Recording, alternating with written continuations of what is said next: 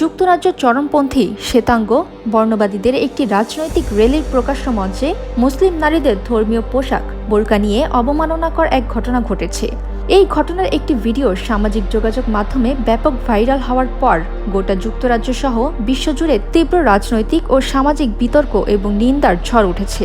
ঘটনার বিবরণ সামাজিক যোগাযোগ মাধ্যমে ছড়িয়ে পড়া ভিডিওতে দেখা যায়, লন্ডনে আয়োজিত একটি বর্ণবাদী র্যালিতে অংশ নেওয়া কয়েকজন নারী বোরকা পরিধান করে মঞ্চে আসে।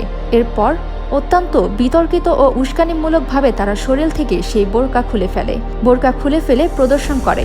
র্যালির আয়োজক এবং কট্টরপন্থী বক্তারা এই ন্যাক্কারজনক কর্মকাণ্ডকে নারীদের অধিকার এবং ধর্মীয় চরমপন্থার বিরুদ্ধে প্রতিবাদ হিসেবে দাবি করার চেষ্টা করেছেন।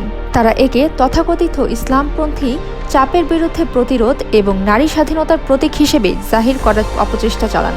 এই ঘটনার ভিডিও এবং ছবি ইন্টারনেটে ছড়িয়ে পড়ার পর বিশ্বব্যাপী তীব্র প্রতিক্রিয়া ও ক্ষোভের সৃষ্টি হয়েছে।